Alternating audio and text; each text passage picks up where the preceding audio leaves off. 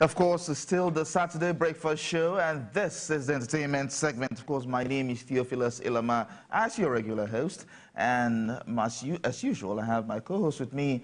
Ladies and gentlemen, drum rolling, the delectable Adebanke Odunui. Hello, Theophilus. How you doing? You should introduce me like that every. Don't worry, next week we'll bring the red carpet treatment. Delectable, elegant, beautiful. I mean, I like that. Okay, what we'll do next week is this: red carpet, cameras everywhere. I mean, I don't mind.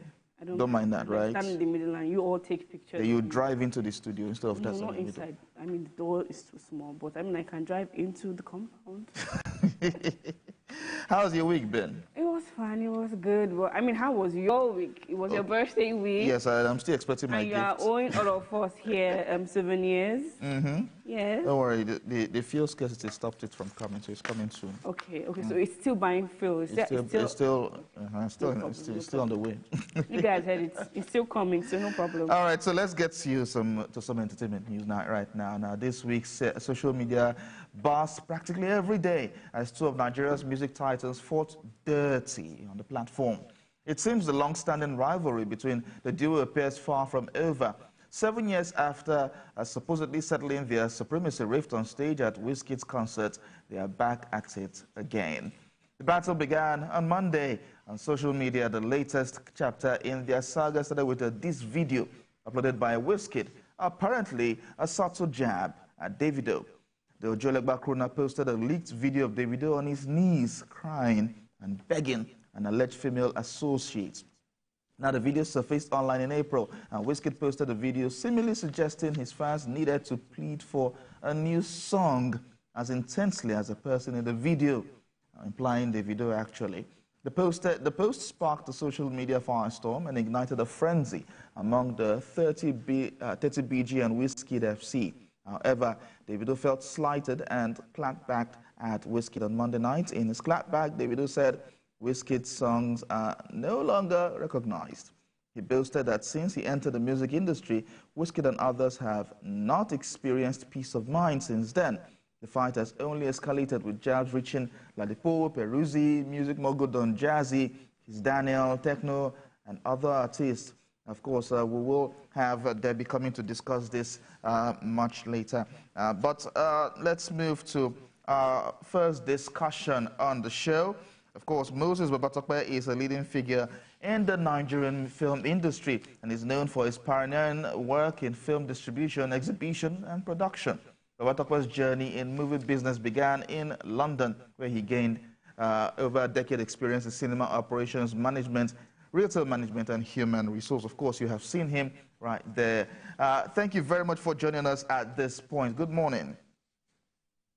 Good morning. It's great to be here. Thanks for having me. All right. So it's good to have you at this point. Now, let's talk about, first of all, the elephant in the room. Word on the street say you are leaving Filmhouse to go start another entertainment company. Of course, the question is why? Thank you. And again, it's great to speak to Nigerians this morning. There's only so much I can say at the moment, but I have officially now left Filmhouse in my executive capacity as Managing Director of Film One and Group Deputy Managing Director of the Filmhouse Group.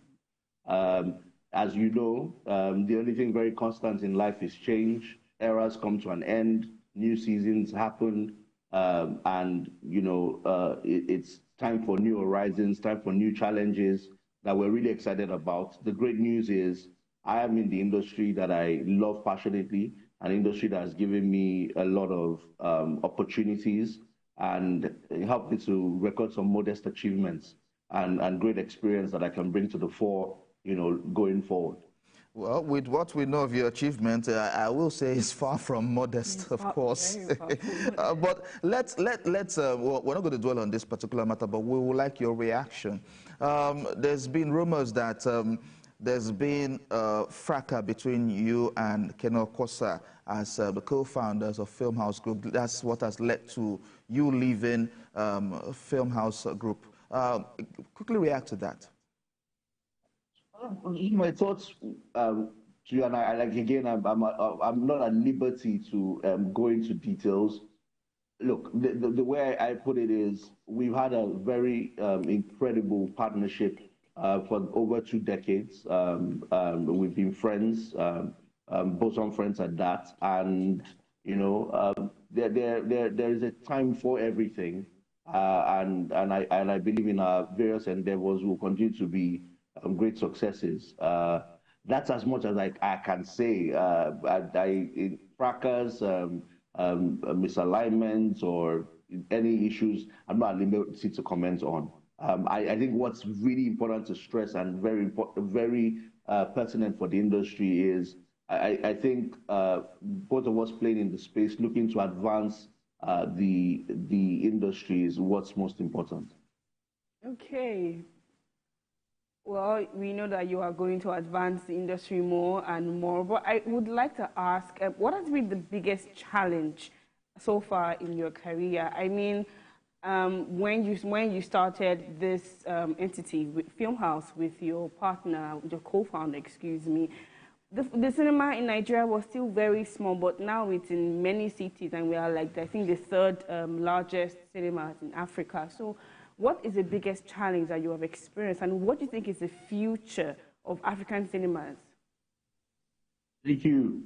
I think, look, it's first important to kind of put this on the line point. We've come a very long way from 2011, 2012, when we raised funds and were able to open the first Filmhouse cinema. But the greatest challenge, in direct response to your question, was convincing people that this was a viable business, convincing people that there was a business behind film, a business that could generate revenue, a business that could monetize content legitimately, and in the most formal sense. I think a lot of people, when they look at performance arts, when they look at film, when they look at creativity in general, they don't tend to see the business side of it. They tend to see talent. They tend to see creativity. And convincing people that there was a business case, compelling business case, was a very big ordeal to go past. Now, a decade after, I think it's not easier, but we've been able to show a decade of consistency, a decade of resilience. So if you think that we've gone past the pandemic and economic challenges, and we're still here, not just as a company, but as a sector, I think it tells you that it's more than a business. It has the hallmarks of something that's willing to thrive. And you talk about the future. For me, Nigeria remains one of the most viable territories in the world in terms of the future of cinema. If you read the internet, or if you research around, there are a lot of people that believe that the era of cinema is coming to an end, or it's extinct, or it will never be the same as it was before. In Nigeria, my take, and I believe that data also supports me in this. I think we're just getting started. Why? We have a strong content creation industry. Just look at what we're doing in the skits, look at what we're doing with film, look at the evolution of filmmaking and the quality of filmmaking and storytelling. And then the fact that as a people, we're communal and we love shared experiences. We have a generation of people that really want to go out and be entertained. And we just don't have enough resources to give them cinematic experiences as we want. That's the area we want to really come into and hopefully attract funding, attract the right kind of resources, negotiate with the right kind of people, and also lobby government to really look into the sector with a sense of purpose and have a political will that if we turbocharge this sector, it can be a major contributor not only to the film industry but to the economy of the country at large. Okay, so Moses, please hold on. We need to go on a commercial break, and when we come back, we will have further discussions. Stay tuned, Nigerians. We'll go on a commercial break at this point.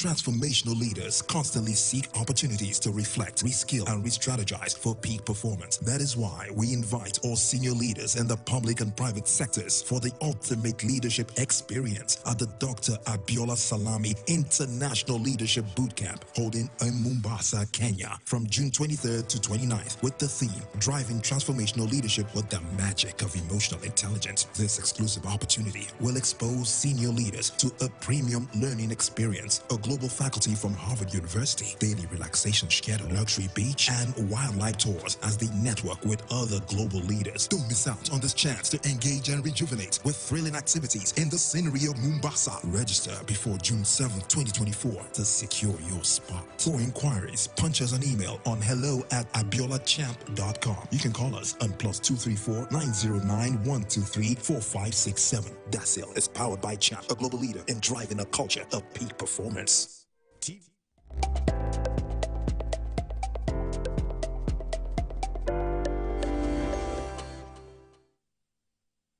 Welcome back to the entertainment segment of TVC Breakfast Saturday. Of course, we still have well, I would have to say, come up from our co-founder of Filmhouse, the co-founder of Filmhouse Group, of course, Moses Babatope, joining us in the studio. Well, he's joining us via Zoom this morning.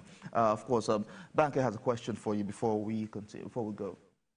So, when you were responding to my former question, you mentioned business. And when we speak about business, most times, we're speaking about money. So I want to ask this question because we've had some guests come on the show and speak about how much cinemas take and how much the producers and the cast get for movies. So because you have been in the industry for a long time, I know that you are very, very, what's the word, very up to the task of answering this question. So what is the profit percentage that cinemas take from a movie like, let's say, Tribe of Judah, which I know you were involved in? Thank you. I think that's a question that always comes up, and it tells me that we need to do a better job of sensitizing the industry about how the business side works. I'm happy that the media continues to do a great and responsible job of, asking the questions. From a cinema business point of view, as you know, the cinema outlet, or the cinema window, as we call it, is one aspect of monetizing filmed content, right? There are other aspects, the streaming platforms, the TV platforms, both platforms license films. Cinemas showcase films for a particular period. Of course, you have other ancillary platforms like airlines, cruises, you have private screenings, you have even educational rights. You have a number of platforms, and that's the beauty of the business of film.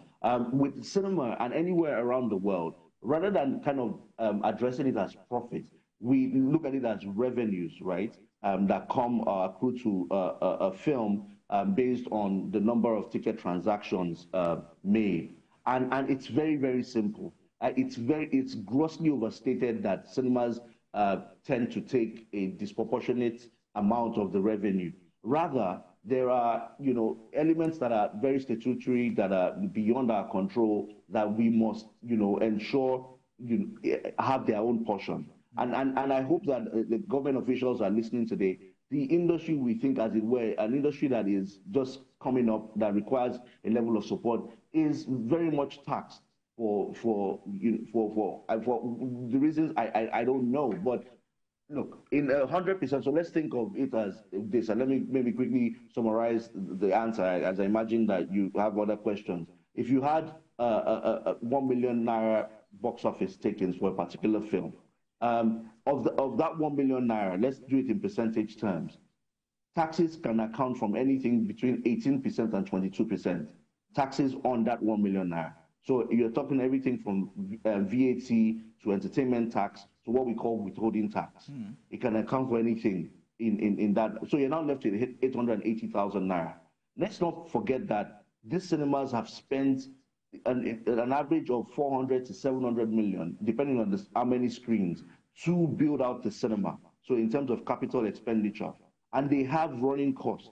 So whether it's your diesel cost, energy, or the salaries you have to pay, or the maintenance you have to do on the cinemas, or the equipments you have to keep shipping in, or software technology costs that you might have to pay in dollars.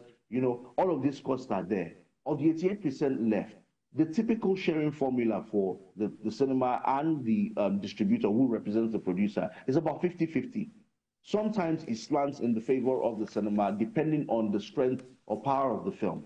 But at most, it will be 52-48 in favor of the cinema for the expenses I've called upon. That's not to say the producer has not spent a lot of money on their film. That's not to say the distributor doesn't have their costs. But we must recognize that there is also a little premium cost of doing business in Nigeria. So essentially, that's the division. So of the 48% that is going to the producer side, the distributor takes a share of that, typically between 10 and 15%, sometimes up to 20% of that 48%. All right. So what then comes, you know, as a split, if you look at it in effect, taking all the taxes and all the deduction, what comes to the producer from that 1 million naira is between 300,000 and 350,000 naira. And anywhere in the world, that split is about right, if not even more generous in the Nigerian context. Now, for studio films, bigger films, the sharing formula is different. And for bigger films also in Nigeria, there tends to be a more negotiating power and a compelling case that the content is a driver of business for the cinemas. A lot of people, one last point, a lot of people also do say the cinemas earn revenue on the retail side and all of that the producers do not earn revenue on. And the truth is, cinemas are a proper business. Right. They've got to keep the lights on. So once the patrons and the customers are in, their job is to ensure they keep them entertained and keep them buying ancillary products to ensure that the business stays on and they can continue to show more films and going to generate revenues for the sector. Wow. All right, thank you so much, Moses Babatope, for talking to us at this time. Quite an insightful interview. Thank you so much, and we wish you the best in your future endeavors. Thank you very much. Thank you. Thank you so much for having me, and thank you for what you do for the industry. Keep it going. Have a great weekend. Thank you. Thank you. And of course, at this point, we will shift gears to talk about the rift that happened on Monday between Davido and Wizkid. 30BG and Wizkid FC. Yes. And we have, of course, on